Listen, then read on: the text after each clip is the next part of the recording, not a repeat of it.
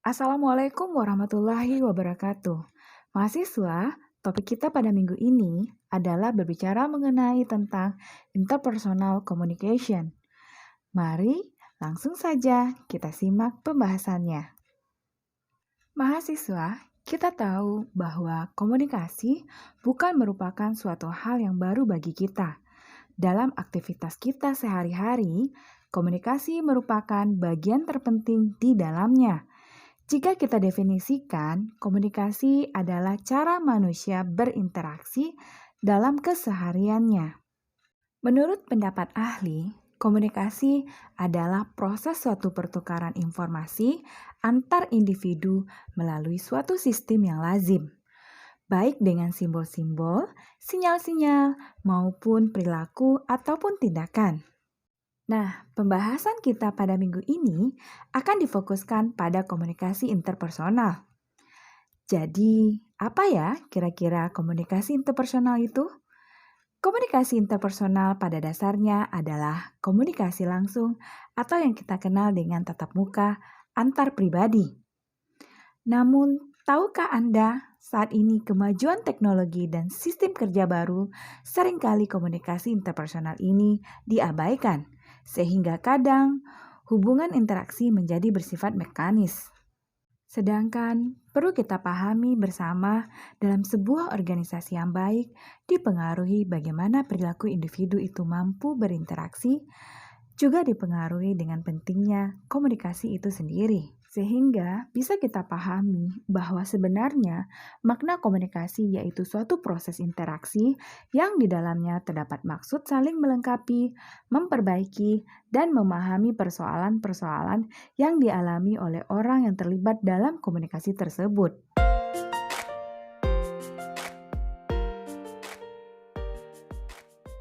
Dalam proses komunikasi antar pribadi atau komunikasi interpersonal, harus komunikasi yang terjadi adalah sikuler atau berputar. Artinya setiap individu mempunyai kesempatan yang sama untuk menjadi komunikator dan komunikan. Karena dalam komunikasi antar pribadi, efek dan umpan balik dapat terjadi seketika. Untuk dapat mengetahui komponen-komponen yang terlibat dalam komunikasinya, perhatikan gambar berikut ini. Pada gambar dapat dijelaskan bahwa komponen-komponen komunikasi antar pribadi adalah yang pertama adalah pengirim pesan. Penerima komunikasi antar pribadi paling tidak melibatkan dua orang. Setiap yang terlibat dalam komunikasi antar pribadi memfokuskan dan mengirimkan pesan, juga sekaligus menerima dan memahami pesan. Istilah pengirim digunakan untuk menekankan bahwa fungsi pengirim dan penerima ini dilakukan oleh setiap orang yang terlibat dalam komunikasi antar pribadi. Nah, berikutnya merujuk kepada sistem decoding encoding adalah tindakan menghasilkan pesan. Artinya, pesan-pesan yang akan disampaikan, dikode, dan diformulasikan terlebih dahulu dengan menggunakan kata-kata, simbol-simbol, dan sebagainya. Tindakan untuk menginterpretasikan dan memahami pesan yang diterima disebut juga sebagai decoding. Dalam komunikasi antar pribadi, karena pengirim juga bertindak sekaligus sebagai penerima, maka fungsi encoding decoding dilakukan oleh setiap orang yang terlibat dalam komunikasi antar personal. Nah, pesan-pesan dalam komunikasi antar personal ini bisa berbentuk dalam kata-kata atau dalam gerak tubuh atau yang kita sebut dengan nonverbal atau gabungan antara bentuk-bentuk verbal dan nonverbal. Gambar terlihat saluran. Saluran ini berfungsi sebagai media di mana dapat menghubungkan antar pengirim dan penerima pesan atau informasi. Dalam proses pengiriman pesan, saluran yang menghubungkan komunikator dan komunikan ada terdapat gangguan. Seringkali pesan yang dikirim berbeda dengan pesan yang diterima.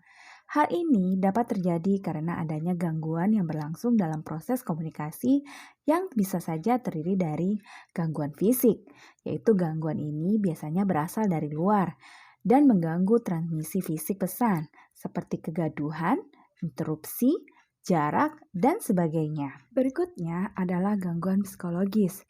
Gangguan ini timbul karena adanya perbedaan gagasan dan penilaian subjektif antara orang-orang yang terlibat dalam komunikasi, seperti adanya emosi, perbedaan nilai-nilai, sikap, dan sebagainya. Yang ketiga ada yang dinamakan gangguan semantik. Gangguan ini terjadi berhubungan dengan kata-kata atau simbol yang digunakan dalam komunikasi. Seringkali kita memiliki arti ganda atau makna kata yang berbeda, sehingga menyebabkan penerima gagal dalam menangkap maksud dari si penerima pesan atau penyampai pesan. Maksud pesan yang disampaikan, contoh perbedaan bahasa yang digunakan dalam melakukan komunikasi. Berikutnya, dalam beragam model komunikasi interpersonal, ada yang disebut dengan umpan balik. Umpan balik memainkan peranan yang sangat penting dalam proses komunikasi antar pribadi, karena pengirim dan penerima secara langsung terus-menerus dan bergantian memberikan umpan balik dalam berbagai cara, baik secara verbal maupun nonverbal.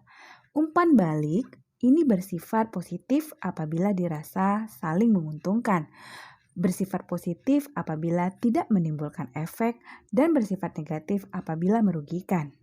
Pada bidang pengalaman merupakan faktor yang paling penting dalam komunikasi antar pribadi. Komunikasi akan terjadi apabila para pelaku terlibat dalam komunikasi mempunyai bidang pengalaman yang sama. Pada akhir gambar, terlihat ada efek yang timbul dalam proses komunikasi. Komunikasi antar pribadi dinilai paling ampuh untuk mengubah sikap, perilaku kepercayaan, dan opini dari komunikasi. Hal ini disebabkan komunikasi dilakukan dengan tatap muka. Nah, kira-kira apa sih sebenarnya tujuan dari komunikasi? Ketika manusia melakukan komunikasi, tentunya setiap individu dapat mempunyai tujuan yang berbeda-beda sesuai dengan kebutuhan masing-masing. Menurut para ahli, Arni Muhammad menyatakan bahwa komunikasi interpersonal mempunyai beberapa tujuan. Di antaranya adalah menemukan diri sendiri. Komunikasi interpersonal memberikan kesempatan kepada kita untuk berbicara tentang apa yang kita sukai atau mengenai tentang diri kita dengan berdiskusi dengan orang lain. Tujuan yang kedua yaitu menemukan dunia luar. Dengan komunikasi interpersonal menjadikan kita dapat memahami lebih banyak tentang diri kita dan orang lain yang berkomunikasi dengan kita. Banyak informasi yang dapat kita pelajari atau kita dalami melalui interaksi interpersonal. Berikutnya adalah dapat membentuk dan menjaga hubungan yang penuh arti. Salah satu keinginan orang yang paling besar adalah membentuk dan memelihara hubungan dengan orang lain. Banyak waktu kita pergunakan dalam komunikasi interpersonal untuk membentuk dan menjaga hubungan sosial dengan orang lain. Tujuan lainnya adalah bisa merubah sikap dan tingkah laku. Banyak waktu kita pergunakan untuk mengubah sikap dan tingkah laku orang lain dengan pertemuan interpersonal. Kita boleh menginginkan mereka memilih cara tertentu, misalnya membeli barang tertentu, melihat film, menulis buku, memasuki bidang tertentu, dan percaya bahwa sesuatu itu benar dan salah. Tujuan berikutnya adalah untuk bermain dan kesenangan. Bermain mencangkup untuk sebuah aktivitas yang mempunyai tujuan utama adalah mencari kesenangan. Berbicara dengan teman mengenai aktivitas kita pada waktu akhir pekan, berdiskusi mengenai olahraga, dan lainnya, hanya untuk menghabiskan waktu dapat memberikan keseimbangan dalam pikiran yang memerlukan relaksasi dari semua keseriusan di lingkungan kita. Tujuan berikutnya adalah untuk membantu ahli jiwa psikologi klinis dan terapi menggunakan komunikasi interpersonal dalam kegiatan profesional mereka untuk mengarahkan kliennya. Dari keseluruhan tujuan komunikasi, kita bisa mengambil kesimpulan bahwa tujuan komunikasi secara umum yaitu kita lebih bisa memahami diri kita sendiri dan orang lain, menumbuhkan dan memelihara hubungan dekat dengan orang lain, mempengaruhi perilaku dan sikap orang lain. Apa saja jenis-jenis komunikasi? Yang pertama adalah komunikasi berdasarkan cara penyampaian. Menurut cara menyampaikan informasi dapat dibedakan menjadi 3 bagian. Yang pertama adalah komunikasi lisan, komunikasi tertulis, dan komunikasi verbal. Komunikasi lisan dibagi menjadi dua bagian, komunikasi yang terjadi secara langsung dan komunikasi yang terjadi secara tidak langsung dengan lawan bicara karena dibatasi oleh jarak, misalnya melakukan komunikasi lewat telepon. Sedangkan komunikasi tertulis adalah komunikasi yang dalam bentuk teks dan dipergunakan untuk menyampaikan maksud yang sifatnya singkat. Sedangkan komunikasi nonverbal adalah komunikasi fisik yang merupakan kemampuan penyampaian pesan tanpa kata-kata dan komunikasi nonverbal memberikan arti pada komunikasi verbal untuk mengekspresikan ide-ide, konsep melalui penggunaan bahasa tubuh, ekspresi wajah, kontak mata, sentuhan, postur tubuh, dan intonasi suara. Yang kedua adalah komunikasi menurut kelangsungannya. Dibagi menjadi dua bagian, komunikasi langsung dan komunikasi tidak langsung. Yang ketiga adalah komunikasi menurut perilaku. Ada komunikasi formal, komunikasi informal, dan komunikasi nonformal. Yang keempat adalah komunikasi menurut maksud dari komunikasi tersebut. Inisiatif komunikator menjadi faktor penentu. Demikian pula kemampuan komunikator yang memegang peran keberhasilan proses komunikasi. Maka terlaksananya komunikasi yang baik lebih banyak ditentukan oleh komunikator tersebut. Yang kelima adalah komunikasi menurut ruang lingkup. Ruang lingkup dapat dibedakan menjadi dua, yaitu komunikasi internal yang merupakan komunikasi yang berlangsung dalam ruang lingkup organisasi atau perusahaan. Yang kedua adalah komunikasi eksternal, komunikasi yang berlangsung antara organisasi atau perusahaan dengan pihak masyarakat yang ada di luar organisasi atau perusahaan tersebut. Yang keenam adalah komunikasi menurut aliran informasi. Komunikasi menurut aliran informasi dapat dibedakan menjadi 6 bagian. Yang pertama adalah komunikasi satu arah, kemudian komunikasi dua arah, komunikasi ke bawah, komunikasi ke atas, komunikasi horizontal, dan komunikasi diagonal. Yang ketujuh adalah komunikasi menurut jaringan kerja. Komunikasi menurut jaringan kerja dibedakan menjadi komunikasi jaringan kerja rantai, komunikasi jaringan kerja lingkaran, komunikasi jaringan bintang. Komunikasi jaringan kerja rantai merupakan komunikasi yang terjadi sesuai saluran hierarki organisasi dengan jaringan komando sehingga mengikuti pola komunikasi formal. Sedangkan komunikasi jaringan kerja lingkaran merupakan komunikasi yang terjadi melalui saluran komunikasi yang terbentuk seperti lingkaran, sehingga saluran komunikasi ini lebih singkat dan merupakan kebalikan dari jaringan rantai. Yang ketiga adalah komunikasi jaringan bintang, yang mana komunikasi ini terjadi melalui satu sentral dan saluran komunikasi yang dilalui lebih pendek. Yang kedelapan adalah komunikasi menurut peranan individu. Ada beberapa jenis komunikasi ini. Yang pertama adalah komunikasi antar individu dengan individu yang lain, yaitu komunikasi yang dilakukan secara formal maupun informal. Yang jelas, individu bertindak sebagai komunikator harus mampu mempengaruhi perilaku individu yang lainnya. Yang kedua adalah komunikasi antar individu dengan lingkungan yang lebih luas. Komunikasi ini terjadi karena individu tersebut memiliki kemampuan yang lebih tinggi untuk mengadakan hubungan dengan lingkungan yang lebih luas. Yang ketiga adalah komunikasi antar individu dengan dua kelompok atau lebih. Individu berperan sebagai peranan antara dua kelompok atau lebih, sehingga dituntut untuk kemampuannya bisa menjadi penyelaras dan penengah yang bijaksana serta harmonis. Yang terakhir adalah komunikasi menurut jumlah yang berkomunikasi. Jumlah yang berkomunikasi akan mempengaruhi proses komunikasi itu sendiri. Oleh karena itu, menurut jumlah berkomunikasi dapat dibedakan sebagai berikut. Yang pertama adalah komunikasi intrapersonal. Komunikasi yang terjadi dalam diri sendiri, maka tindak balas yang dilakukan ialah dalam internal diri sendiri. Contoh komunikasi yang terjadi saat kita merenung, berdialog dengan diri sendiri. Yang kedua adalah komunikasi perseorangan. Komunikasi yang terjadi secara perseorangan atau individual antara pribadi dengan pribadi lainnya, tentang permasalahan yang bersifat pribadi juga, sehingga tindak balas atau evaluasi memerlukan orang lain. Contoh komunikasi dengan pacar, teman, dosen, orang tua, atau yang lainnya. Pembahasan sebelumnya, kita bisa menyimpulkan unsur-unsur dari komunikasi. Di antaranya ada komunikator, komunikan, dan saluran. Komunikator merupakan orang yang menyampaikan isi pernyataan kepada komunikan. Komunikan merupakan orang yang menerima pesan atau berita yang disampaikan oleh komunikator. Sedangkan media merupakan saluran yang dilalui oleh isi pernyataan dari komunikator kepada komunikan.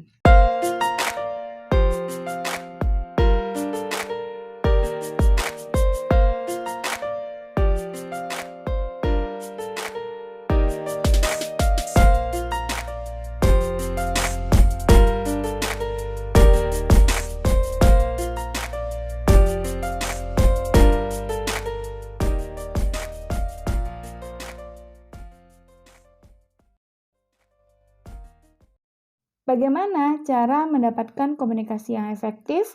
Untuk mendapatkan komunikasi yang efektif, maka komunikan harus mengenali karakteristik komunikasi yang terbagi menjadi beberapa jenis, yaitu selektif, memahami makna dari informasi, sistemik, tersusun dengan baik. Yang ketiga adalah memahami setiap orang itu bersifat unik dan tidak tergantikan. Kemudian prosessual, yaitu merupakan komunikasi interpersonal berupa proses berkelanjutan dan akan meningkatkan keakraban seiring proses yang berjalan. Yang kelima adalah transaksional, merupakan komunikasi interpersonal berupa proses transaksi antara manusia yang mengimplikasikan bahwa setiap partisipan bertanggung jawab atas keefektivitasannya. Kemudian yang keenam adalah personal knowledge, merupakan untuk melakukan komunikasi interpersonal penting dalam memahami lawan komunikasi, termasuk perasaan dan pengetahuan. Yang ketujuh adalah meaning creating, merupakan inti dari komunikasi berupa pertukaran makna, bukan hanya pertukaran informasi.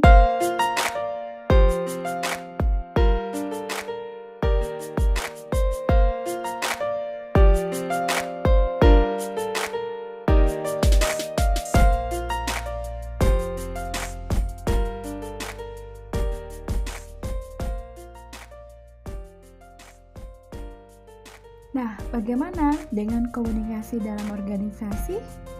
Silakan Anda pahami.